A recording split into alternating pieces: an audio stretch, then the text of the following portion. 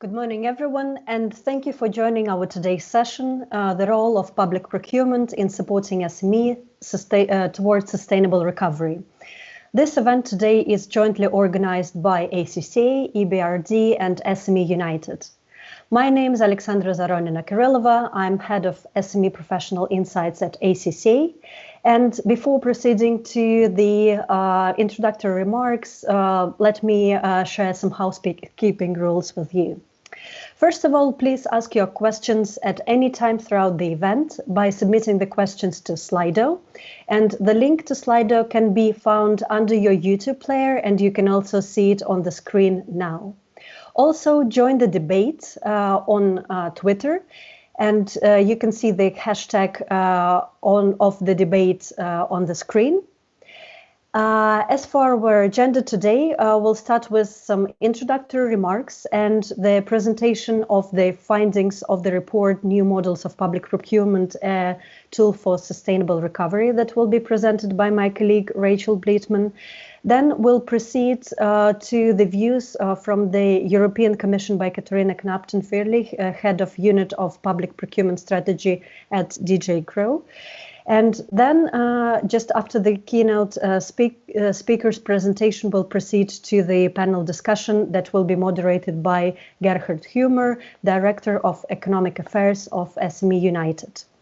And our webinar today will be concluded by keynote remarks by MEP Andrei Kovarik.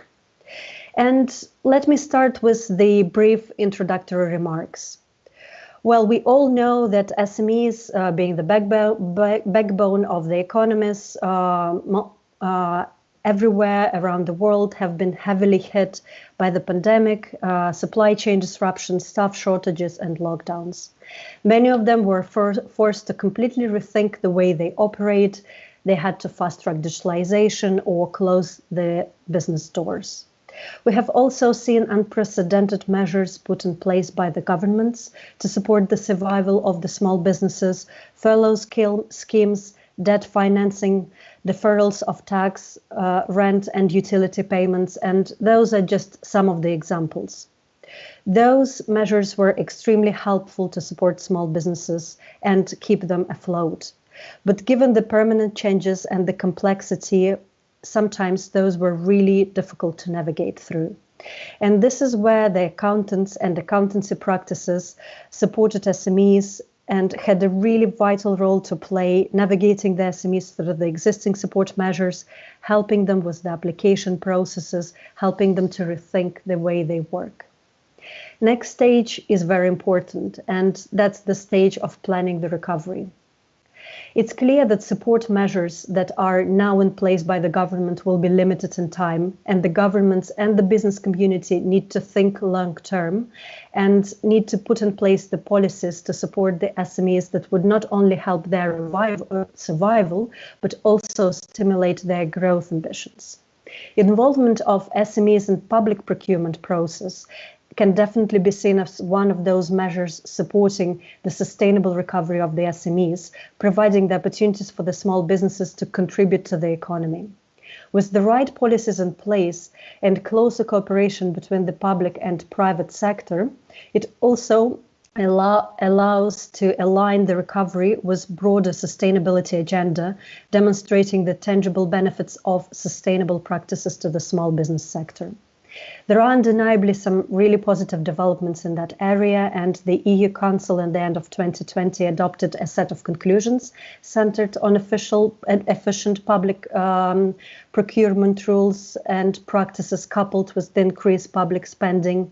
But of course, from practical perspective, we know that public procurement contract bidding process can be lengthy and often difficult to the SMEs. And sometimes they have lack of knowledge and limited resources to participate in that process. This clearly needs improvement to better integrate the SMEs into the process, and undoubtedly there will be a role for the accountants, for the professional advisors in helping the SMEs pursue and hopefully those new opportunities in the public procurement space. And without further delay, I'd like to hand over the floor to my colleague, Rachel Bleetman, who will present the findings of her report, New Models of Public Procurement, a Tool for Sustainable Recovery. So the floor is yours, Rachel. Thank you very much, Alex, and thank you very much, everyone, for joining us today to be discussing this really important issue of public procurement and the role that it can play in supporting SMEs, particularly in this context of a sustainable recovery. And I'm delighted to be able to speak among this amazing, esteemed panel of speakers that we have here today.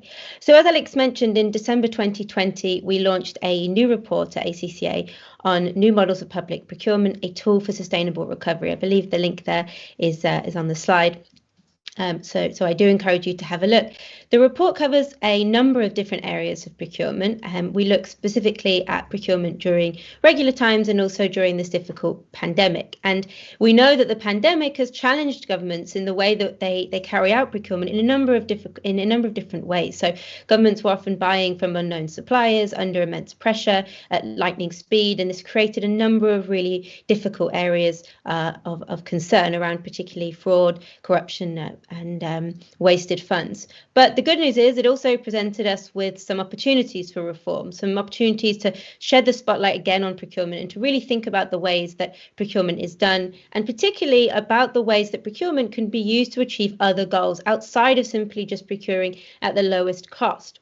So we really use this report to think about not only some of the challenges that countries have faced in this procurement crisis and pandemic generally, but also about how we think about using procurement, because we know that it represents around a third of government spend nationally. So there's some opportunities here to be looking outside of just that procurement process. So, for example, in the report, we talk about the need to buy sustainably to support our collective climate change goals, buying from women-owned businesses to support gender equality, but also, importantly, buying from SMEs, because we know that they're often the backbone of many economies. So we talk about this at length in the report. The report uses survey data from around 1,100 respondents, and around the issue of SME inclusion, we found some really interesting results.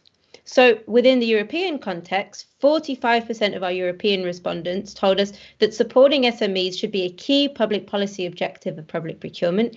And around 60% of our respondents said that increasing engagement with SMEs should be a key policy strategy to support our COVID-19 recovery. So we know that there's a clear kind of desire and willingness to make the inclusion of SMEs a kind of backbone of the public procurement policy approach. But our SME respondents globally told us some interesting findings about why they're not bidding on contracts as it stands at the moment. So, for example, around half, so 50% of our global SME respondents told us that a long and difficult process is a significant obstacle in wanting to bid and be involved in a process. A third of our respondents told us that they had concern over late payments by governments. And we know that SMEs write off about 7.5% of late payments as bad debt. So this is a really big concern for the viability of a business. And a third of them told us that they had limited awareness of upcoming contracts. And a quarter of our respondents said that they had insufficient in-house capacity to bid on such contracts. So we led that those responses led us to make some clear policy recommendations for government about how they can ensure that the procurement process is more inclusive of SMEs. So we have a number of different recommendations in the report around this. The first one looking specifically at open and transparent data to help improve awareness of upcoming contracts. So we know that by publishing data early on with all aspects of the procurement process made available, it can significantly improve competition and thereby helping improve SME inclusion. But it also, open and transparent data, incidentally, also is a key recommendation that we talk about around bribery and corruption, which is also a really important area for reform for SMEs, since 64% of our SME respondents said that increasing transparency in the bid selection should be a key post-COVID recovery strategy. So that whole policy recommendation, it's a very, very vast one, and I recommend that you kind of look more in detail about it, but it has multiple benefits, particularly around transparency, which improves competition and accountability. The second recommendation is around implementing e-invoicing. So e-invoicing can be made part of the procurement process, and it can help reduce late payments, which is a significant problem, as I mentioned, for SMEs. And also governments can be thinking about providing supplier feedback on unsuccessful bids, so helping SMEs improve for the future, providing free online training and dividing large tenders into lots to make them more manageable for SMEs. We also look at a case study in the report from New Zealand, which has utilised some really effective strategies to better include SMEs in the process, for example, by having these what they call meet the buyer, or even they call them speed dating events, to have public buyers meet private suppliers to help raise awareness of upcoming contracts. So I'll encourage you to read the report and have a look at these recommendations, among others, that cover issues as well as the SME inclusion. We also talk about bribery and corruption and generally improving procurement during crises. But by ensuring that we include SMEs better in the process, we can not only provide some much needed cash injections to SMEs that need it at this difficult time, but by not doing so, governments are often missing out on buying from strong suppliers, and we know that improving competition generally in turn yields better results for governments. So I'll hand back over now to Alex to continue this conversation and to hear from the rest of our panelists, and I look forward to answering any questions about the report that come up. Thank you.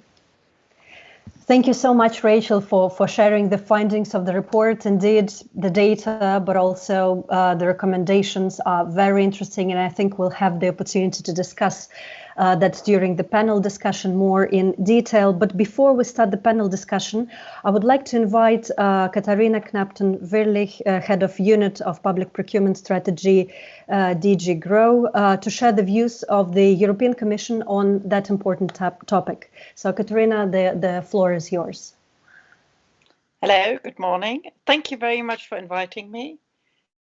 I know we are all a bit wary of the actual situation. It's all the better that we have such a stimulating and fast-moving event this morning in which we can concentrate on what really matters. So I'm really happy that you invited me to this event, where we explore the role that public procurement can play for SMEs to support the recovery. And I'm delighted to participate in the exchange and to share my initial views that can be, I think, a nice basis, also nice part of the following discussion. Indeed, we have to do everything to support the economic recovery from the current situation, and public procurement plays an important role. We've just heard it's about a third of public budgets. We normally say it's about 2,000 billion euros per year just in Europe. So this offers major opportunities for SMEs. And I agree with the conclusion of your report that public procurement can be used as a tool to help save struggling businesses, fight inequalities and environmental destruction, and therefore also maintain public trust and build confidence.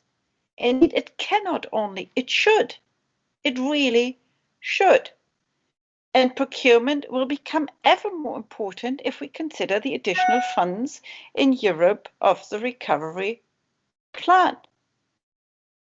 So what can we do so that SMEs can enjoy the many opportunities they can have to have public authorities as clients? Some of the difficulties have already been highlighted. But what can public buyers do if they procure strategically, if they don't look at the lowest price, if they look at what they really need and what is part of the political priorities of the country, of the region, of the town, then they can also create demand. They can stimulate the supply by SMEs, for example, in the energy field. Often public buyers have no clue what is out there. So they have to design their procurements in a way that they allow innovative SMEs to participate in them. And exactly that might, in some cases, for struggling SMEs and for startup, make the difference between bankruptcy and survival. So in the end, the participation of SMEs in procurement is a win-win process. Efficient public procurement can deliver high quality goods and services and help SMEs. So what's not to like? It was already mentioned that we should definitely get our focus away from the lowest price. And we've been working hard since the adoption of what we still call the new directives in 2014. We've been working hard to make that shift happen. Public procurement is not about buying cheaply. Public procurement is buying the right thing, and that means aligning with policy objectives. It means indeed supporting the green transition, buying socially responsible, buying innovation that actually helps both of these goals, and many more. And SMEs should be part of that. They should be part of that shift of focus. But not all SMEs can or are taking advantage of these opportunities. Many SMEs face challenges when they try to participate in procurement, while others just don't even bother. They have fewer resources to allocate to the different steps. And we've just heard what bothers SMEs. Let me just recap what we just heard. 70% of them find procurement processes long and difficult. What I like about it, that's the global average. I always hope that the European will be slightly better, but I'm not particularly confident. So what can we do to make procurement processes easier and more accessible to SMEs? A third worries about late payments. I think that's relatively few. I would have thought it's more. Because the public buyer is quite a weird customer. It's blocked down in rules. It doesn't really have the money all the time. It can't spend it at the right time. So they are not modern. Public buyers are generally not particularly modern and agile business partners to SMEs. So we try to support especially public buyers to be more open and modern customers. But still, SMEs find it difficult to find the relevant information. They find it difficult to prove their qualifications. They find it difficult to develop their offer. And they find it difficult to deal with a contractor on the other side who just says, yeah, but this is the contract, we can't change. Oh, there's a change in circumstances. No, we can't change it all. For SMEs that are young and agile, but also for those who are less young and possibly a bit less agile, that's a difficult situation. So no wonder that some of them have low trust in public buyers and rather want to skip these problems. So being aware of those, we already introduced quite a lot of changes in the directives that were there to help SMEs. The strong encouragement to separate contracts into lots. The cap on the turnover that SMEs have to have. The cap on experience that SMEs have to prove. Reducing the burden through self-declaration. All this is there to help SMEs participate in procurement. But still, there is more to be done because their participation is still below their contribution to the economy as a whole. So in all our policies, we really pay attention not to lose the SME angle, but to reinforce it. When we work on the professionalization of public buyers, we put a special focus on raising the awareness of public buyers, how to reach SMEs as customers. And indeed, Meet the Buyer events are a wonderful opportunity. When we talk about digitization of procurement, we always emphasize how important that is for SMEs and that the development of green criteria in procurement will help startups being able to pitch their products when and if public buyers have sufficient flexibility in defining their demand. And we will continue working on this. We will continue supporting SMEs. We have a project on raising the awareness of SMEs, actually, on gathering information. We have had a campaign, a so-called TED campaign, how to raise through newspapers the awareness of the publication portal of public contracts. And in the month and in the countries where we ran that project, we realized a huge jump in accessing the portal for European procurements. We think that's a success story. We propose to continue that to raise the awareness of SMEs. We have a project that will explore more in detail the difficulties that SMEs face, and we take particular pains to include SMEs in all of our innovation work streams. Just a week ago, we had a webinar on linking as innovative SMEs with public buyers who might want to buy innovation.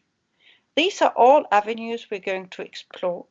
And I'm very much looking forward to the discussion. Thank you very much.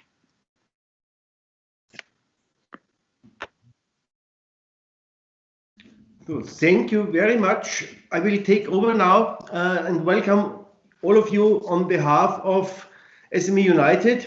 We are in reality very grateful to the work the European Commission is doing in this area, and also the effort the Commission is making to convince member states not only to implement the new directive from 2014, but also to enforce them. But what we see also in reality is that there are a lot of problems which cannot be solved only by the directive. This is the one is how to convince buyers to go new ways, to find new companies and new products. It's often too easy to take the well-known company and go for the lowest price, which is not in the interest of the taxpayers, which is not in the interest of SMEs. Here, a lot of work can be done. And also, of course, it's also very important to look to contracts beyond or below the thresholds, because here the majority of SMEs are active, our micro enterprises, etc., etc.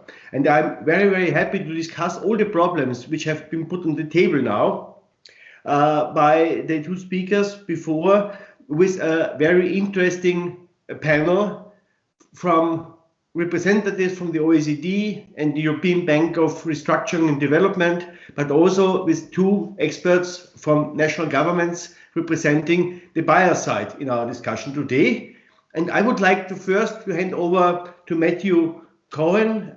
He is Senior Policy Analyst for Public Procurement and Infrastructure at the OECD. Matthew, you have 6 minutes for your introduction, and then we will continue with the discussion. Thank you very much, Gerhard. I will stick to the 6 minutes indeed. It's good morning, everyone, and it's a pleasure to be with you. Thank you to ACCA, SME United, and the BRD for organizing this very timely discussion. In fact, why it is timely, both Katarina and Rachel already highlighted a number of facts. The SMEs have been suffering and are likely to suffer still for a long period of time of the crisis. You know that they account for overall for more than 50% of total employment across OECD countries. But the fact is that in sectors which were particularly affected by the crisis, such as construction, transport, tourism, they represent up to 75% of total employment. So this means that many jobs have been put at stake, and many economies and many businesses are suffering from the crisis. So this is the reason why governments across the world have implemented a wide array of measures to support SMEs, from tax deferrals to subsidies, supporting liquidity of SMEs. All these measures have been, in extraordinary times, have been put in place by governments. But governments have also, and as Katarina mentioned, governments also have another tool at end, which is public procurement, representing, in average, in the European Union zone, more than 13% of GDP. We're talking about a big market. We're talking about more than 2 trillion euro of spend per year. So these amount of money, these different type of business activities represent a great opportunity for SMEs.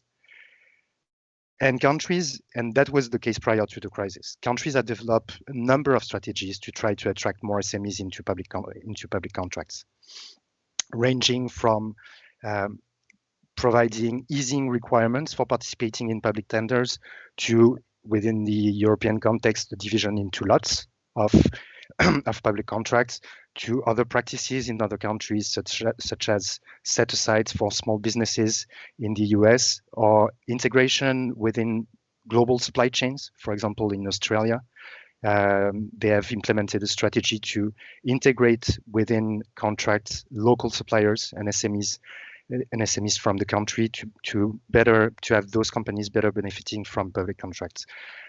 And all these different initiatives and all these different options have also trade-offs, as we know. Trade-offs in terms of economic efficiency that is also requested to public procurement professionals. Trade-offs in terms of interface risk between smaller contracts and smaller companies. But all those elements are providing opportunities for SMEs to better develop, and providing now with the crisis a greater opportunity for public procurement to steer SME economic development. And what, in addition to those already existing strategies that countries have been using, what did the crisis bring new to the table and to the discussion? I would say that it can be said in one word: agility. Governments have realized that they need better agility in their procurement processes. They need increased interaction with the market. They need to discuss openly with the private sector the opportunities and the solution that those companies could bring to respond to public needs. And that's the way where governments would increase the resilience of their procurement strategies and the resilience of the delivery of their public services. But all that, there's still one piece missing to the puzzle, and that piece is about the impact that those procurement strategies have on SMEs. We all know the number on shares of contracts being awarded to SMEs, on the amount of those contracts being awarded to SMEs. But what we do not know for now, at least not enough, is how good it is to do business with governments for SMEs, to which extent those governments contribute to steer economic development of those small companies. And that's probably the last mile that would reinforce the attractiveness of public procurement opportunities for SMEs to compete in. With that, Gerard, I will revert to you, hoping that I managed to stick to the 6 minutes. You stick perfectly with 6 minutes. Thanks a lot, Matthew. Thanks for underlining the economic importance of the procurement market, not only for the overall economy, but also for SMEs, and putting forward some good examples how you can support this. But may I ask you for a short reply, what, from your point of view, are the main challenges or which hinders or the main problems SMEs are facing when they apply for public contracts? Thanks, Gerard, for the question. And if only there were just one challenges, I think we're all better off in this discussion. Well, public procurement is a complicated dance, and it takes two to tango, and you better know your partner when dancing. So I believe that one critical element is the increased capabilities on both sides, on the side of public procurement officials, to understand that there's no one-size-fits-all approach. And in fact, we're talking about SMEs, but there's many different numbers of SMEs with very distinct features. And public procurement professionals need to better understand their specificities and their characteristics to target and tailor the public needs that they are putting to the market. On the side of the SMEs, they also need to increase their capabilities to respond to public tenders. It might be indeed perceived as a complicated act, but still, as being public money, there are a number of requirements which are required for when participating in public tenders. So I would say, in a nutshell, capability is probably the key on both ends. Thank you. Thank you very much. It's about understanding your markets, as you have to understand those other markets when you want to be subcontractor in a supply chain, etc., in a global supply chain or something like this. Before we turn to our next speaker, I would like to remind our audience that they have the possibility to put forward questions via Slido for the Q&A session after the introduction of all panelists. And now I will hand over to Elisa. Elisa Niewiadomska is Senior Counselor for Public Procurement in the Legal Transition Procurement Program of the European Bank of Reconstruction and Development. Elisa, the floor is yours. Good morning, everyone. Thank you so much for inviting the EBRD to join this conversation. As you may know, the EBRD is working mainly with the private sector development. So for us, the work with small and medium enterprises, it's a core business. And I was very happy to hear that you have reached out to SMEs asking them what is preventing them from from access to public contracts and public procurement contracts in particular, because this is something that we have taken under the loop about 3 years ago, asking ourselves and the SMEs in the countries where we operate. And bank today works with Eastern and Central Europe, Western Balkans, Central Asia, North America. And we got as a response from the business communities, basically the message that they are facing barriers. And when we were looking in more detail into these barriers, the first that were mentioned, it was about the regulatory barriers. So the government is setting up on one side SME support strategies, but on the other hand maintains barriers to enter public procurement market because they have been traditionally there and they have not been revised to reflect the capacities of the small and medium enterprises, not to mention the micro. And what we have got as a key point in this respect, it was about very large contracts, which potentially should be taken care after the new EU policies, but they are still there. Expensive standards and certification that exceed the capacity of the small business. And finally, excessive bureaucracy and formal requirements of the procedures. So this is the feedback we have taken to look at.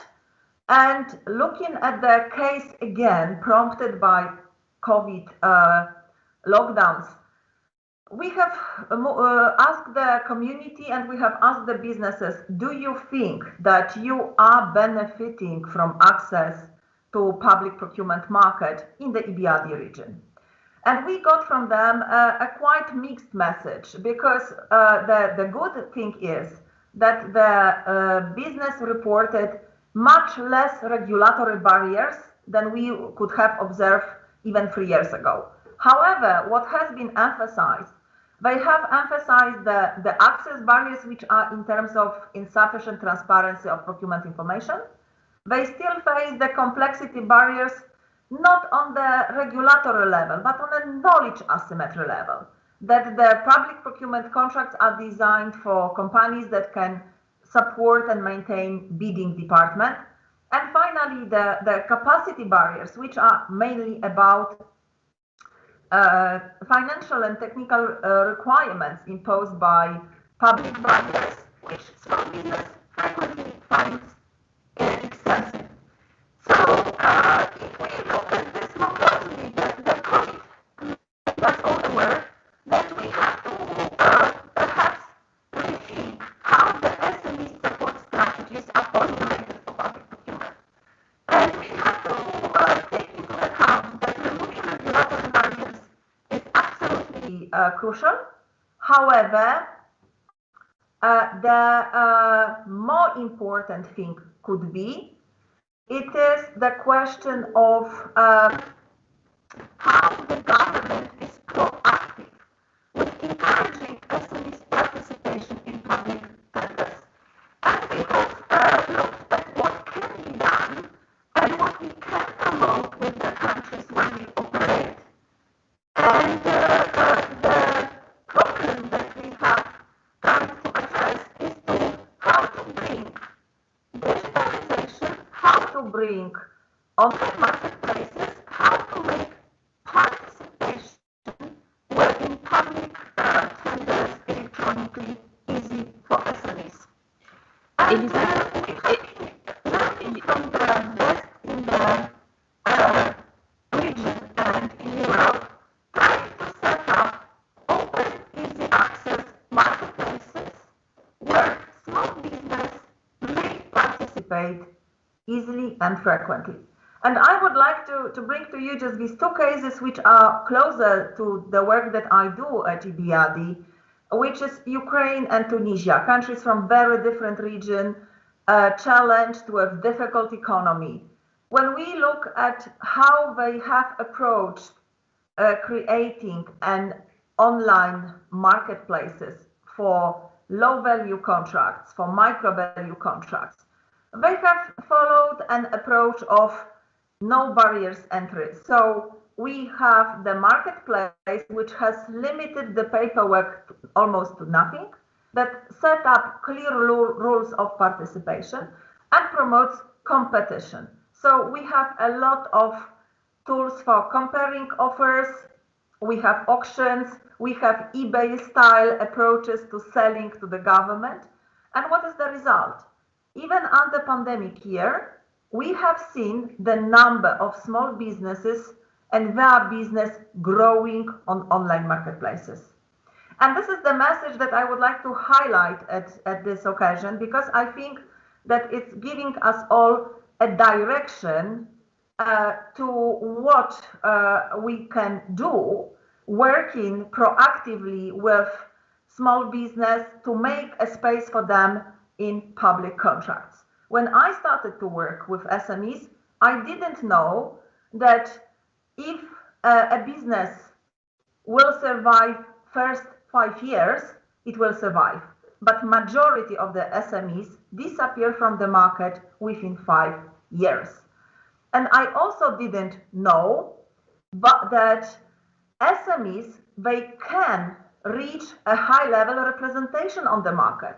So today in Ukraine, when we look at Prozoro e-procurement system and Prozoro marketplace precisely for the small business, we see that participation of SMEs moved from 78% before COVID to 80% today, which means that these SMEs who didn't find their way into digital platforms before pandemic, they are doing it today.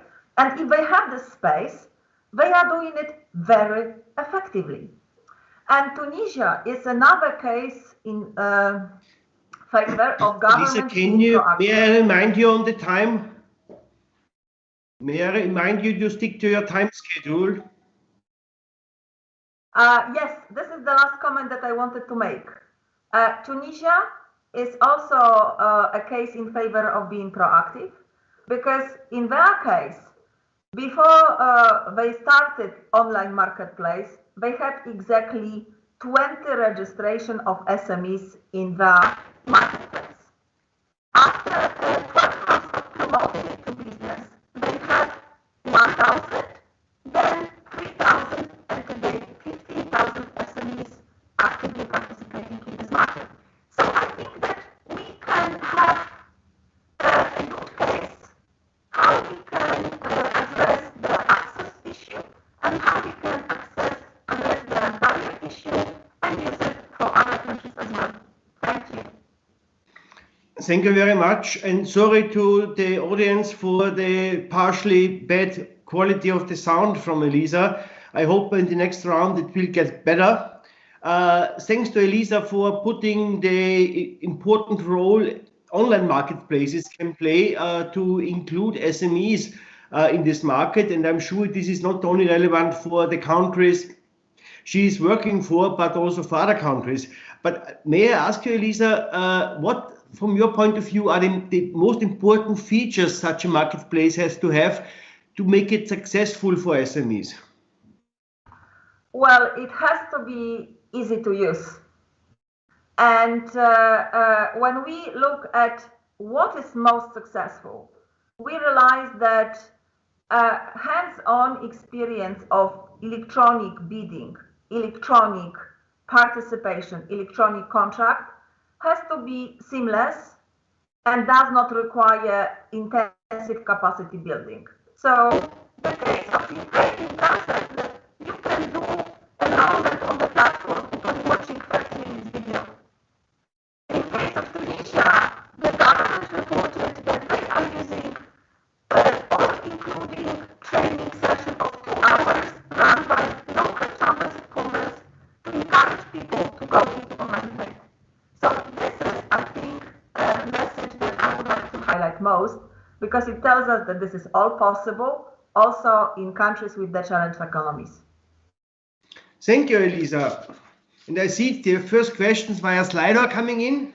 Please continue to ask questions to the participants.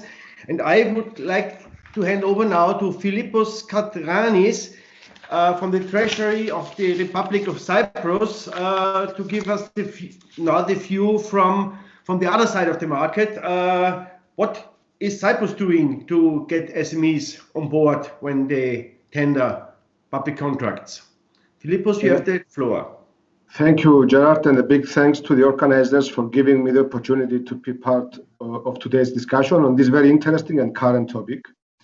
The criticality of the role of procurement in sustainable SMEs and the potential of SMEs for job creation, growth, and innovation is recognized in the EU procurement directives. Provisions in order to keep requirements proportional and limit exclusions of companies like division of tendering in lots and restricting maximum amount of turnover to be requested as a participation criteria are transposed in national legal frameworks. Furthermore, the ability to get support for financial capacity and technical professional ability from other entities helps SMEs to grow and acquire expertise with the support of third parties to be in a position to participate on their own in future competitions. Cyprus depends on micro and small businesses, as letting aside the medium-sized, they comprise the 99% of our companies. A healthy SME population, and in particular a resilient micro population, employing on average 2-3 people, is vital for our economy and every competitive economy towards a sustainable recovery and social balance. Therefore, the Treasury of the Republic, being the competent authority for public procurement in Cyprus, safeguards the principles governing public procurement and at the same time develops an environment inviting for SMEs to compete effectively in competitions procured by public and wider public sector in Cyprus. To this end, an e-procurement platform was developed and is operated centrally, available to everybody for free, concentrating all procurement opportunities in Cyprus in one place. Publication of notices, tender documents, communications, and submission of tenders are all conducted electronically for all competitions, both above and below thresholds. All costs associated to obtaining tender documents were also abolished, eliminating the procedural cost of being interested in an opportunity, removing a significant factor hindering SMEs participation, especially for non-critical goods, services, or works. Inter alia, the platform notifies automatically all registered economic operators upon publication of a competition falling within their line of business, which allows a more efficient use of both human and monetary resources that are scarce for smaller enterprises. This is very important for small companies because there are no missed opportunities anymore. At the intention stage, we publish in advance competitions with higher values, providing more time for preparation and consultation purposes. For submissions where the criterion is based on price, following opening of tenders, prices are automatically published, increasing transparency on the one hand, and on the other hand, providing an early hint to participants on their likelihood to win or lose a tender. This allows SMEs adjust their efforts for other open bidding opportunities at the same period of time.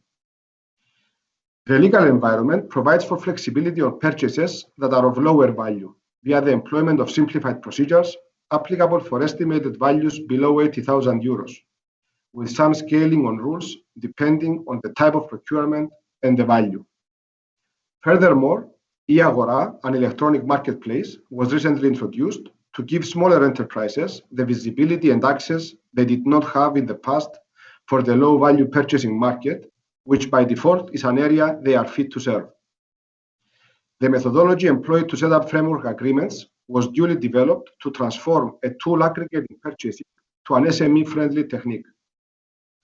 Recognizing that standardization, uniformity, and familiarity with procedures is key to attract participation and reduce bureaucracy, a best practice guide was introduced for purchasers. A series of standard tender documents is prepared automatically via a wizard so that companies acquire experience and become familiar with the procurement environment, which assists them to be saving time and money in preparing their proposals. Combined with the concentration of all requirements to participate, it helps tenderers and SMEs in particular to avoid surprises and reduces the gray areas, errors, and conflicts. Subcontractors, which are smaller enterprises, can call upon a provision for direct payment by the contracting authority in case of a payment delay by the main contractor. Furthermore, the participation guarantee for tenders was replaced with a signed declaration, we are fit.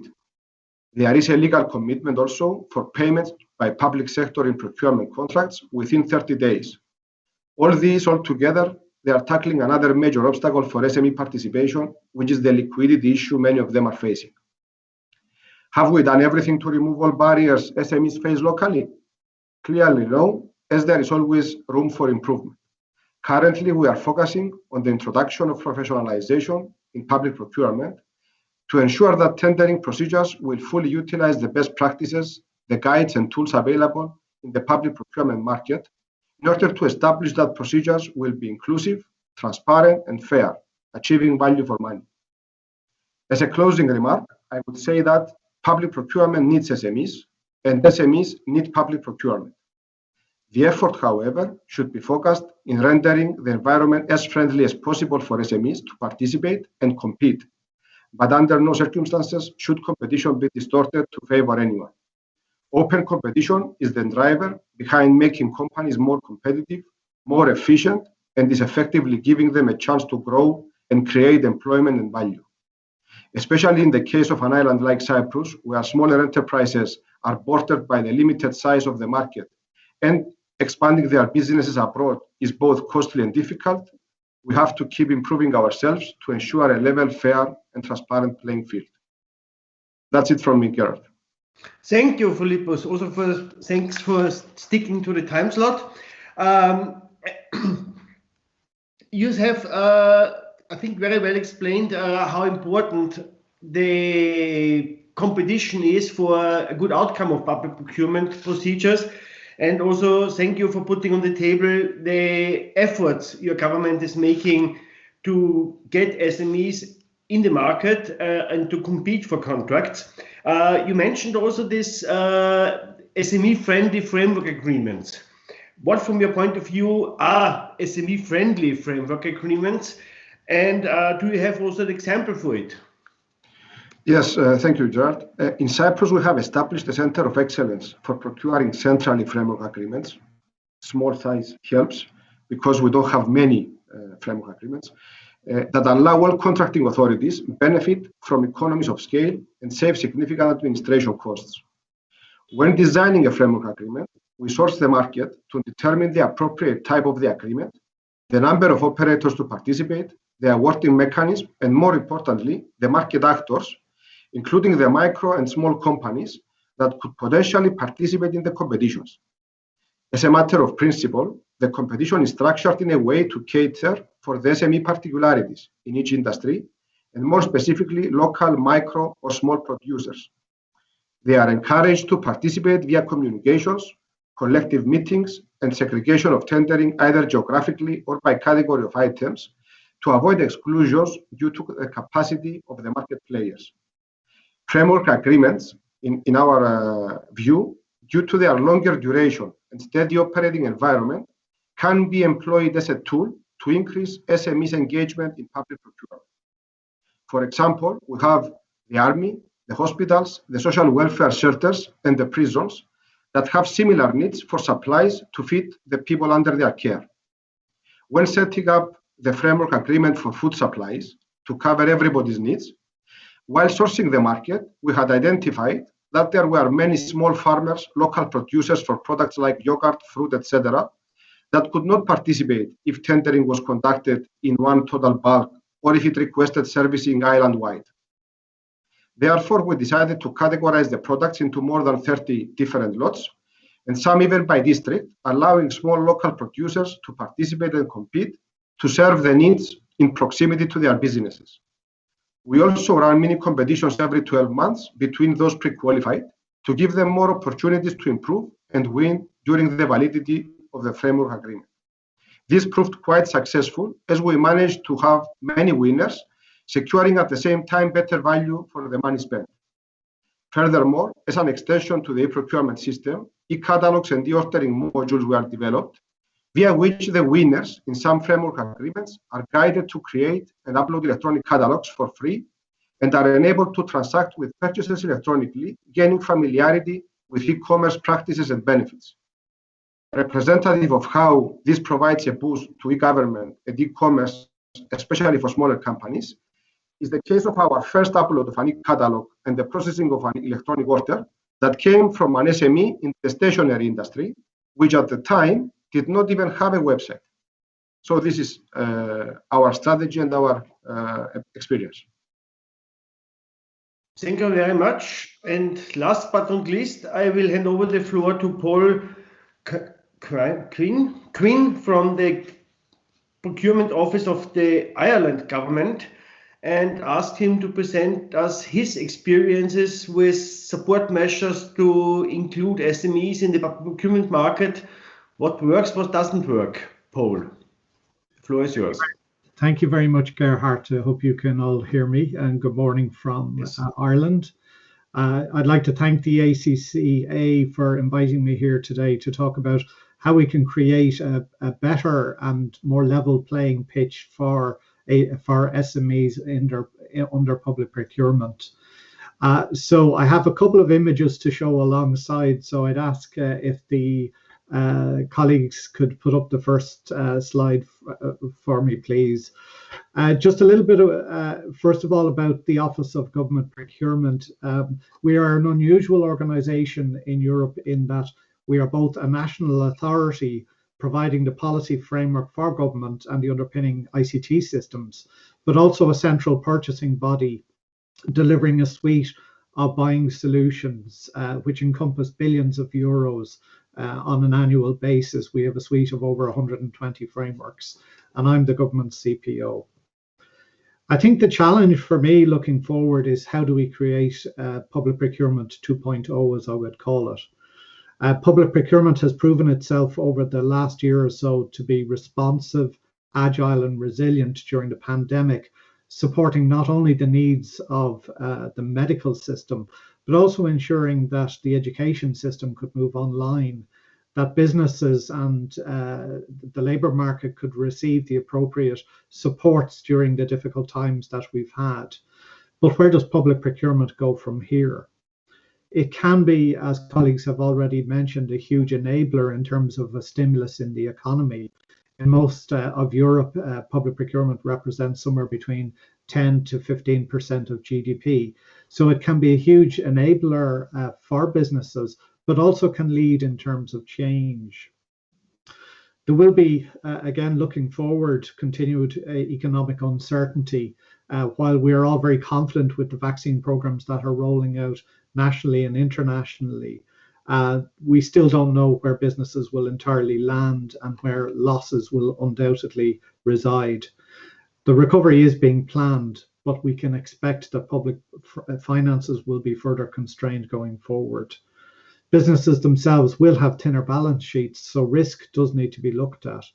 And in the backdrop, public sector need to reflect the policies of governments, looking to enable innovation and make sure we move towards a greater focus on a fully digital Europe, to make sure we digitalize our processes and look to the cloud for agility and reduced risk, to make sure that we're looking after the green needs as we look to implement the EU Green Deal and the Paris Accord and take on board those environmental targets, but also looking to address social issues which are becoming an increasing outcome from the pandemic.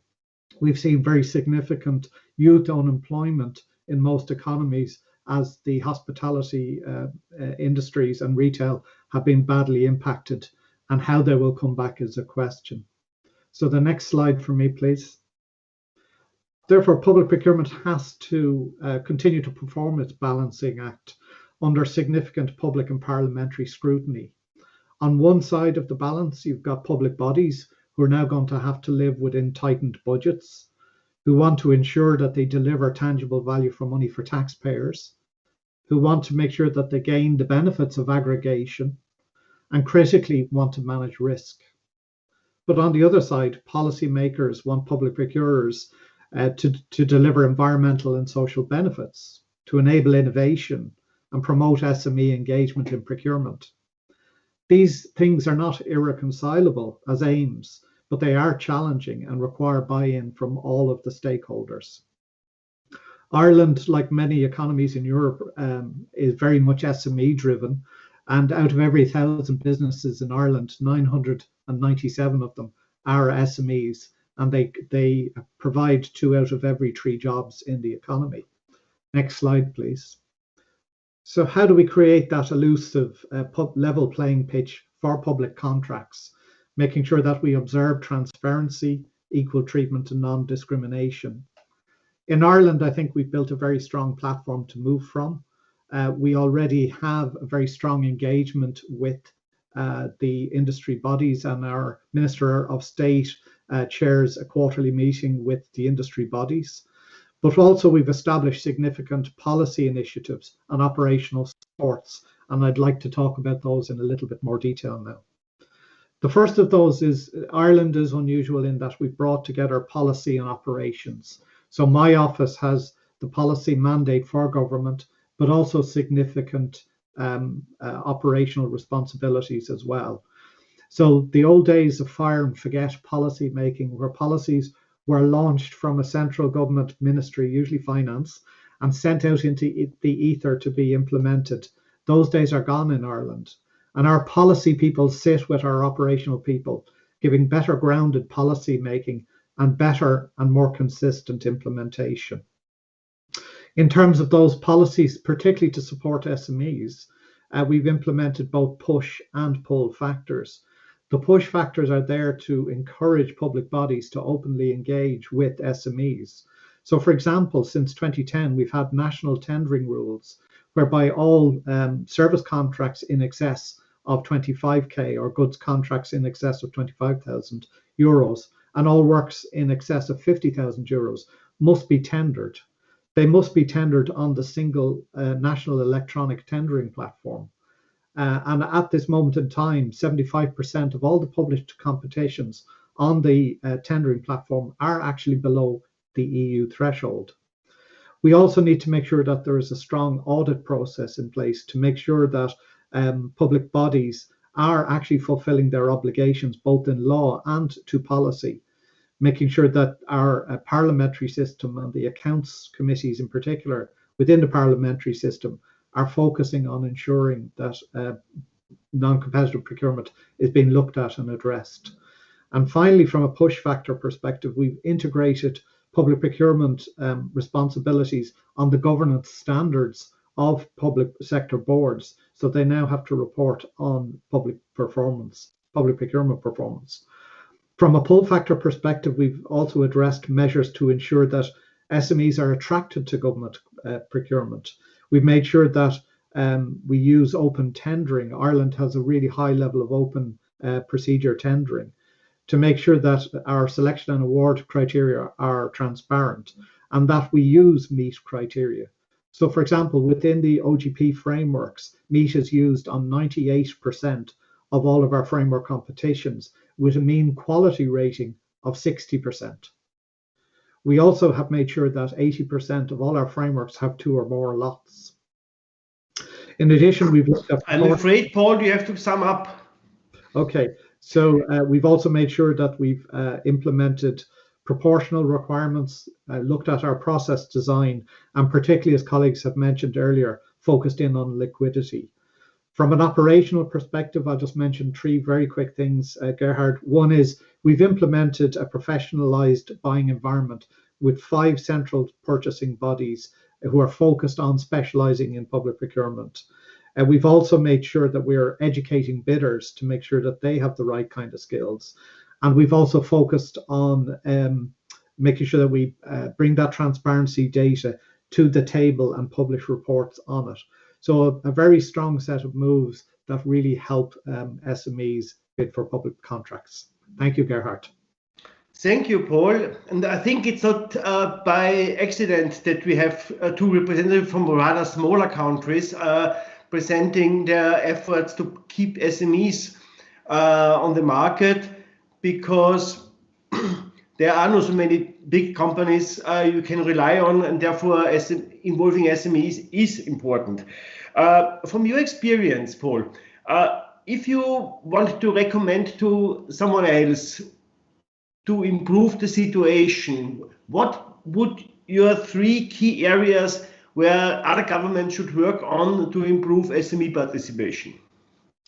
Thank you, Gerhard. I think 3 things I mentioned. The first being transparency. You can't bid on contracts that you can't see. So we very much encouraged all public bodies by public policy to advertise any tenders in excess of €25,000 per annum. And we see that in the activity on our national tendering platform. The second aspect then, I think, is to simplify, to use open procedures where possible, but also to simplify the documents, the procedures, and to ensure there's a strong emphasis on quality. These all work in favor of SMEs, but also to make sure that there's low overheads in bidding, and that SMEs are looking at consistent tender documents so they become comfortable and familiar with them. And the final aspect really is around professionalizing. I'm a strong believer in the use of central purchasing bodies, because I think not only do they give economies of scale to government in terms of buying, but also in terms of economies of expertise, making sure that we specialize and understand the categories we're buying in. And while that might sound like a disincentive for SMEs, actually the specialization really helps us engage with SMEs through pre-market engagement, etc., and helps us focus our competency development programs like ProcureComp EU, which we're rolling out in conjunction with the OECD at the moment. So it helps us become better buyers, and I think that's important. Thank you. I'm muted. Thank you so much, Paul, and all the other panelists for the introductory remarks. And I will try now to moderate the Q&A session with the questions coming in from Slido. And allow me to take one question first, which I take the liberty to answer on myself as SME representative, because there was 2 questions about problems created by required insurances in the tender process.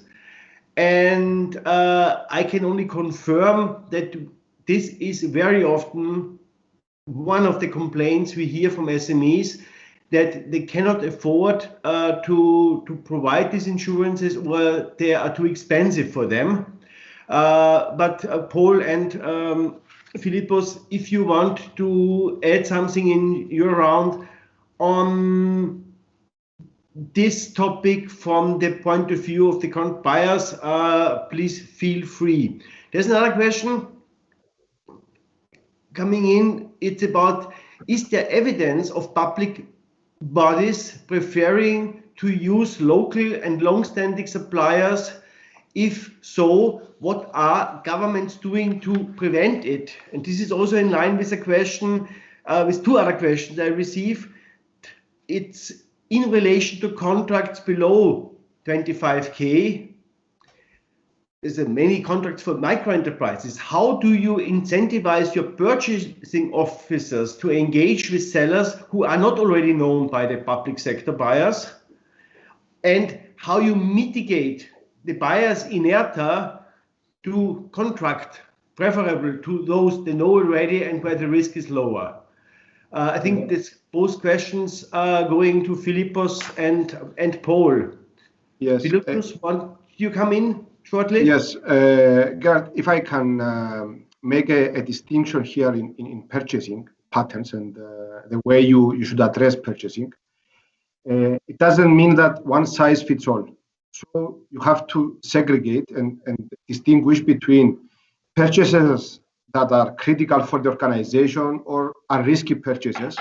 So you can have some requirements, you can have some traditional, let's say, barriers to entry, but the vast majority of purchasing is non-critical for organizations. So on this, as a start, you can open up participation to everybody. You can publish even very low contract values. You can ask contracting of interested economic operators to make themselves available so that you know them in order to be able to invite them to participate in tendering, which are, especially for smaller countries like ours, it's easier to do because people know each other. And once we, let's say, communicate with their associations or their organizations, telling them that we have opportunities, tell your members to enlist or make themselves available to contracting authorities, actually the take-up is quite successfully undertaken. So this is a way to distinguish between procurements for critical or risky purchasing from the public sector and purchases that are indeed standardized or not so critical for organizations. So you can experiment and try to get many people on board to participate. Thank you. And Paul, do you also want to come in on this point? Yeah, Gerhard, thank you. There's a few points I'd make. First, on the insurance element, I think some of that comes back to professionalization for people who are not well trained in public procurement and don't get good advice in terms of risk management. Sometimes it's far too easy to reuse insurance requirements across multiple tender documents, even if the insurance requirements may be disproportionate. So Ireland has produced guidance in its guidance and material and its policies for public bodies to just make sure that the insurance requirements are proportionate. In particular, I think one of the questions was around professional indemnity insurance, which is a real issue in the market at the moment in Ireland and across Europe. And it's something we are getting and have gotten the industry and the buyers together on to see if we can come up with some solutions.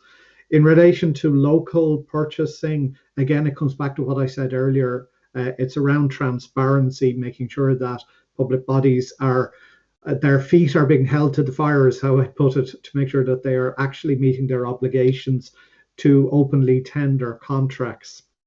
And for contracts less than 25K, which was the third question, strongly encourage the use of technology to enable those very small contracts to be put up on online platforms for quick quotes to be provided.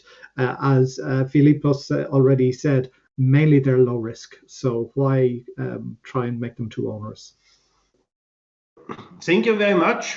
And here I have now a question for Rachel, coming from Elena Maggi. She's asking, the ACCA report talks about refocusing public procurement to achieve strategic goals. What is your approach on quality-based versus price-based procurement?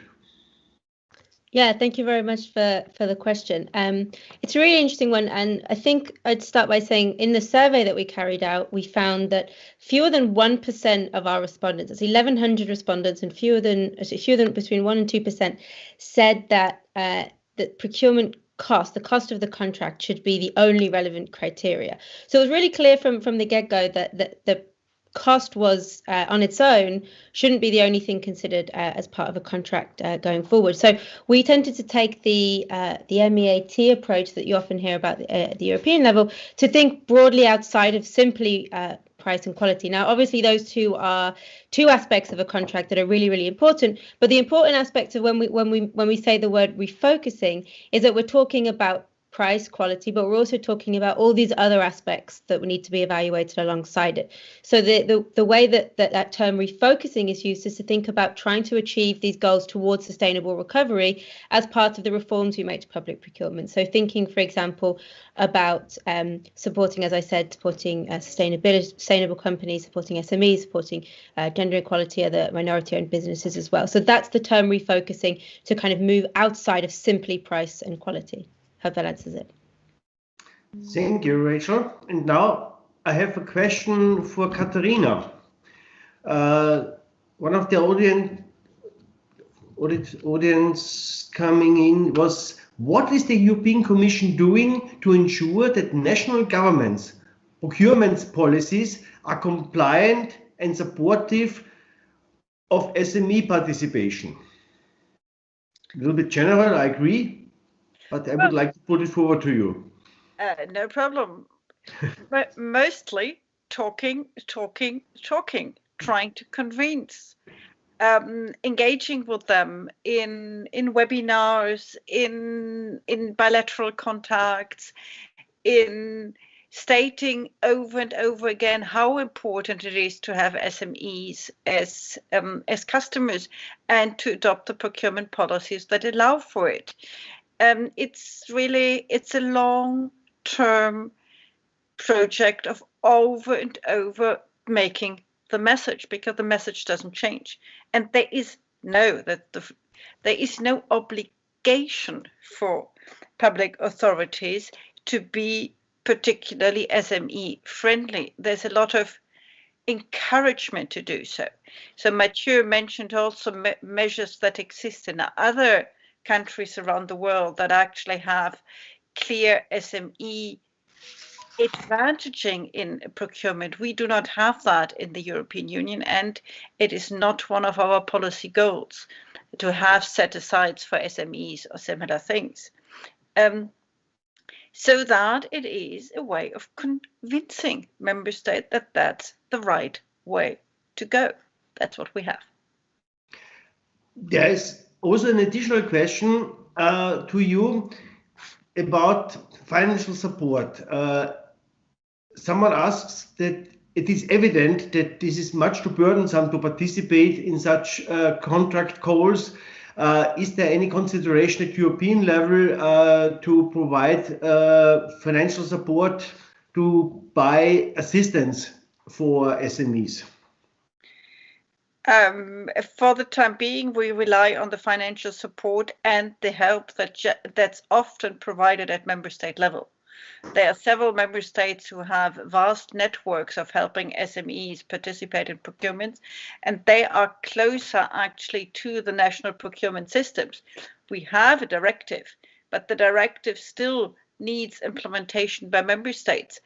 In the member state I come from, there are 16 different regional laws on how to do procurement. So it is in the 16 different parts of the country, and the country you are coming from, Gerhard, is the same, that have different rules, which actually doesn't really help SME participation beyond the local level. And there it's interesting to talk about the local level. We often hear local procurement is good because it helps SMEs. And I'm actually very happy to hear quite a lot that local procurement does not help entry of new SMEs into the market.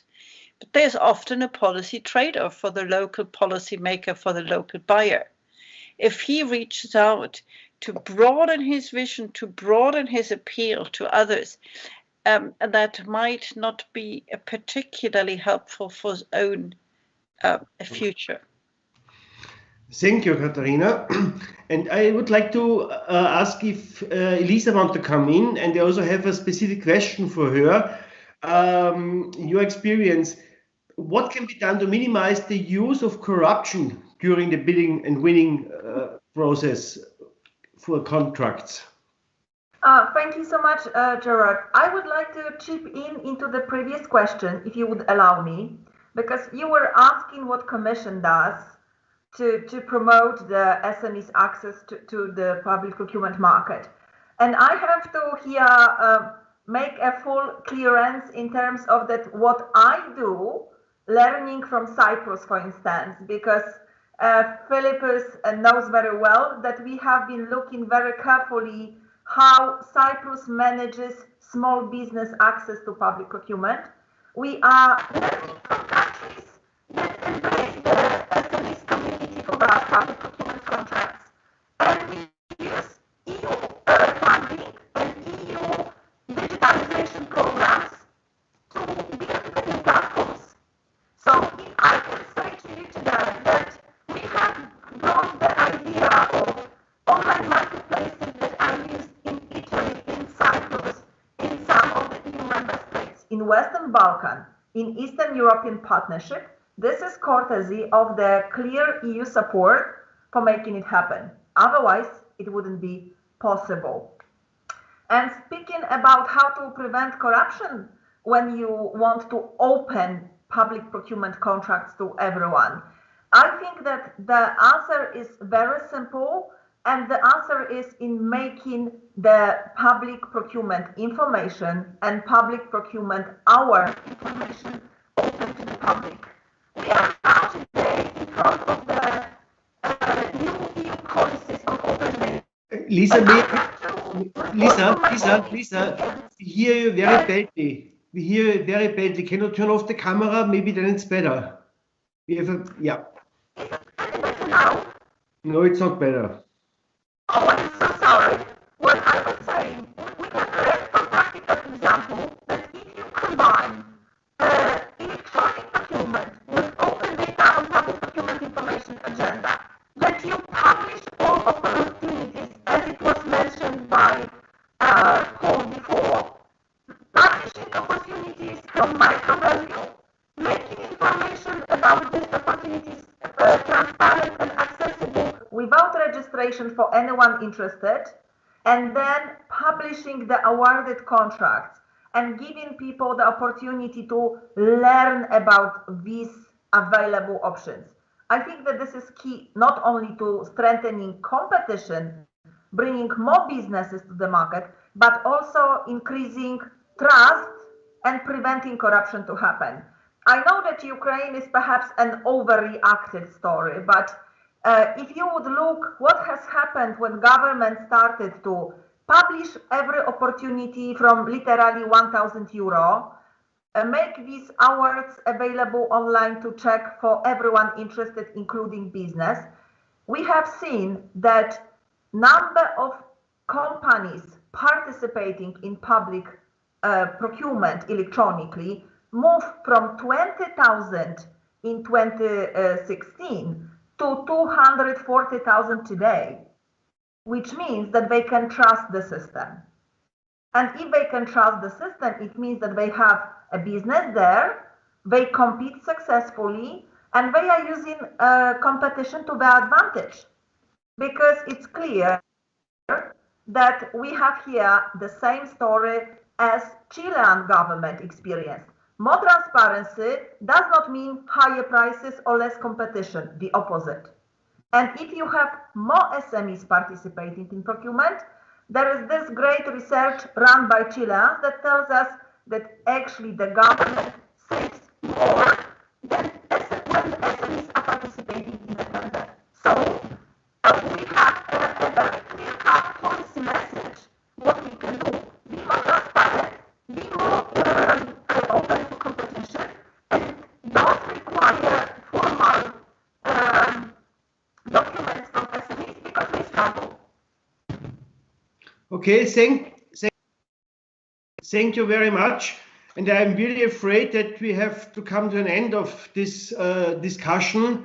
And thanks again to all panelists for the presentations and for the replies to the questions, to the numerous questions we received from the audience. And I have now the honor to hand over to Andrej Kovarek, member of the European Parliament from the Renew Europe group in Czech Republic.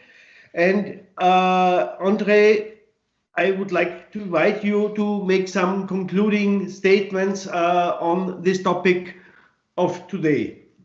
Andrej, it's yours.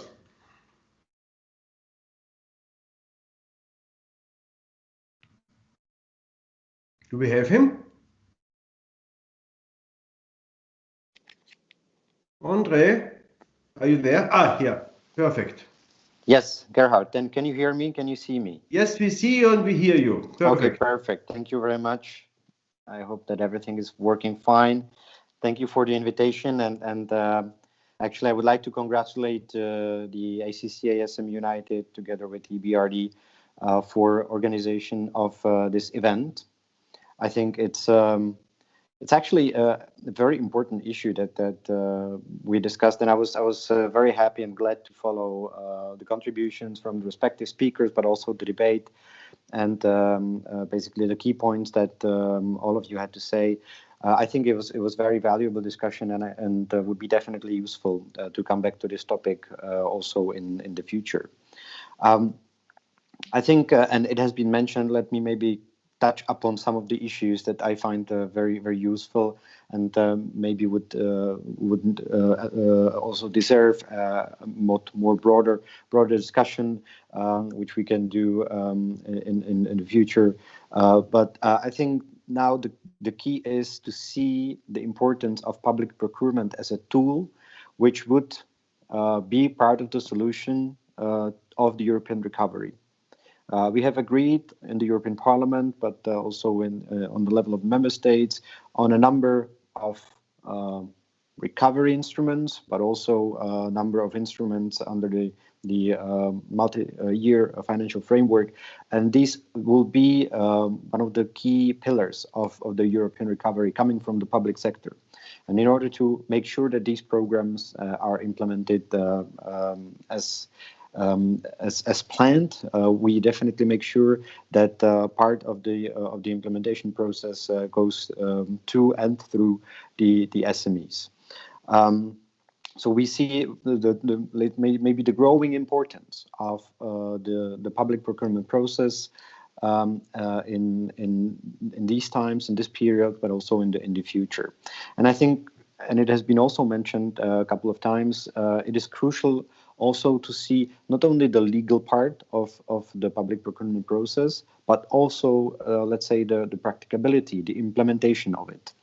And I think one of the key ideas that was discussed and mentioned throughout the debate was a call for a sort of modernization of public procurement with regards the way it's carried out. And I think the digitalization, and there were many cases mentioned by the previous speakers, is the way forward. It's not only one of the priorities for the European recovery. It's not only one of the priorities for the European institutions, but I think it is actually in practice the way forward in order to make sure that the public procurement is done in a more efficient, but also in more transparent, more competitive, and more secure way.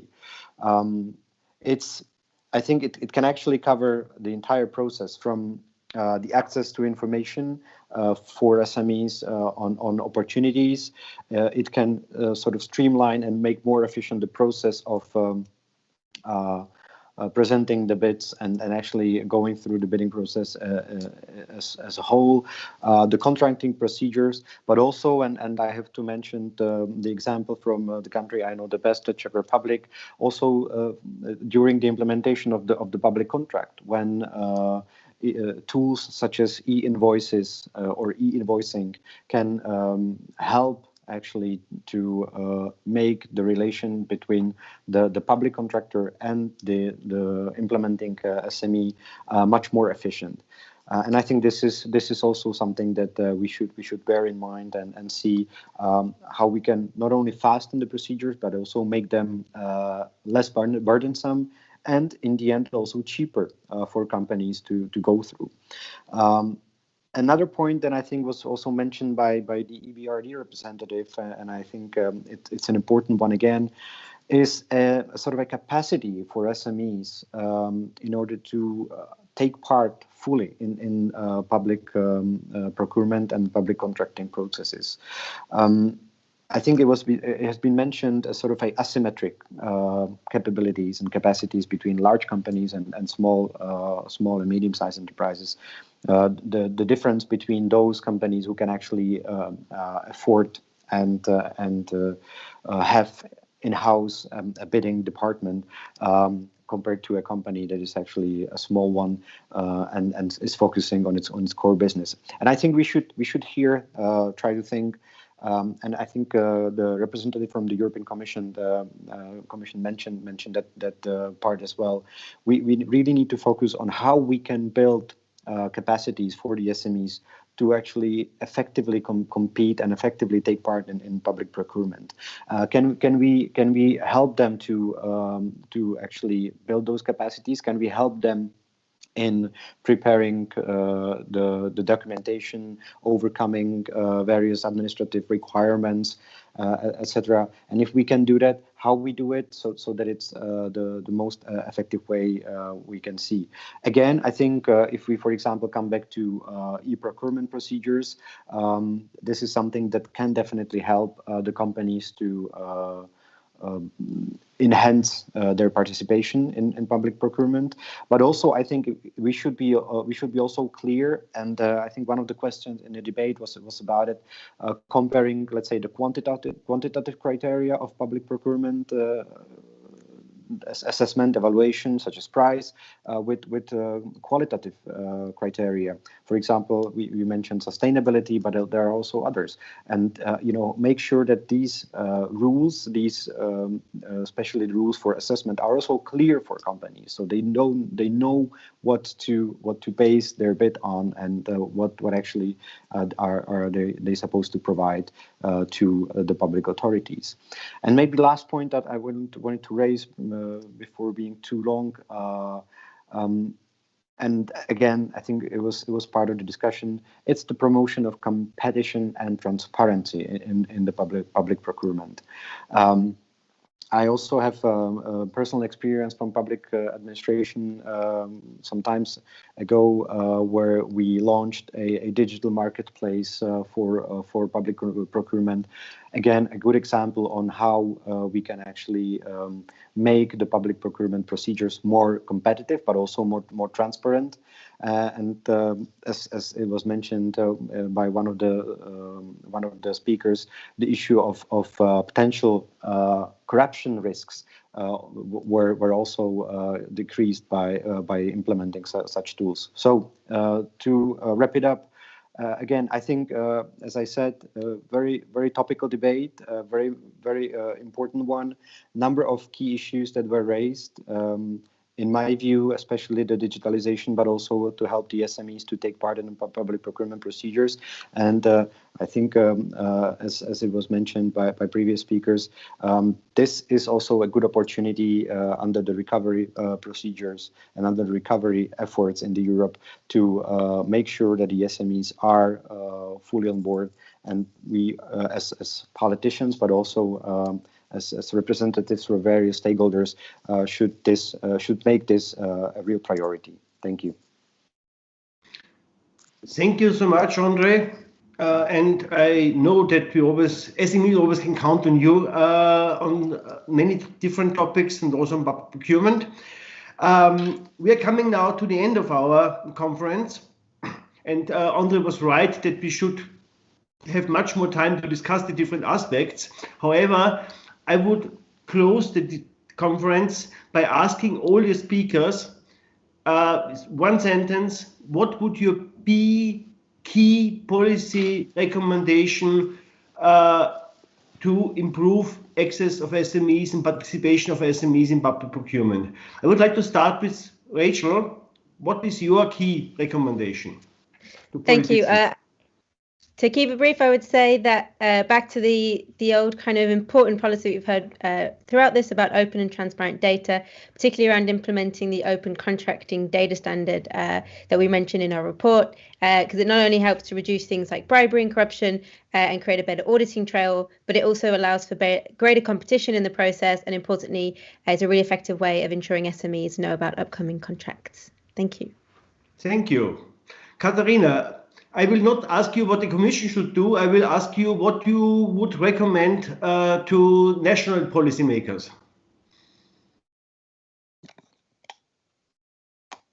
Well, what would I recommend to national policymakers? What we do recommend to them: use public procurement strategically, pay attention in the design of the procurement that they're SME friendly, and use full, indeed, digitalization and open data in order to create transparency. Thank you. Then Matthew, what is your key policy recommendation? Well, if procurement strategies are to increase resilience of economies, then they should firmly integrate SMEs, not only for the benefits of SMEs, but also for the benefit of economies. Thank you. Elisa, what is your policy recommendation? I think that promoting competition in low-value contracts, this is something that we can bring towards the consideration of the Commission, and promoting digital tools and online marketplaces for low-value contracts. This is something that we would be gladly involved in and extend this work further. Thank you. Thank you, Elisa. And now to our national government representatives. I will ask for your key recommendation towards the European policymakers. Philippos. To me, Gerard, any policy is as good and effective as the people that will implement it. When setting specific policies like fostering SME participation, innovation, green purchasing, and others, success passes through investment in education, training, and experience targeted to develop and certify professional procurers. Purchasers should be able to understand the market they are addressing and structure procurement opportunities to genuinely allow SMEs compete and stand out. When setting participation, qualification, and award criteria, you are effectively setting the rules of a game, and this is why public procurement should be viewed as an art requiring specialization and not as a standardized procedure.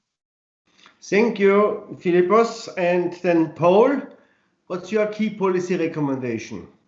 Thanks, Gerhard. I think the tools are there for us to use. For me, it's quite simple. It's all around implementation, it's all around support, and it's all around oversight.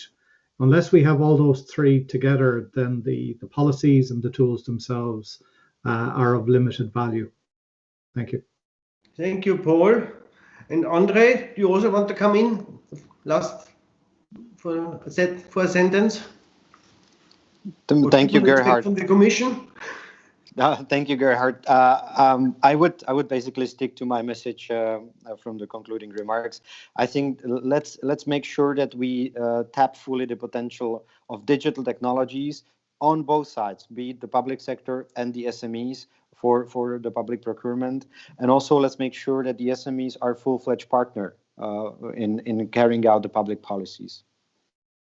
Thank you, Andre. So, and what's left for me is to say big thank you to all the speakers from today, but also thank you to the huge audience we had from all over the world for their interest on our subject.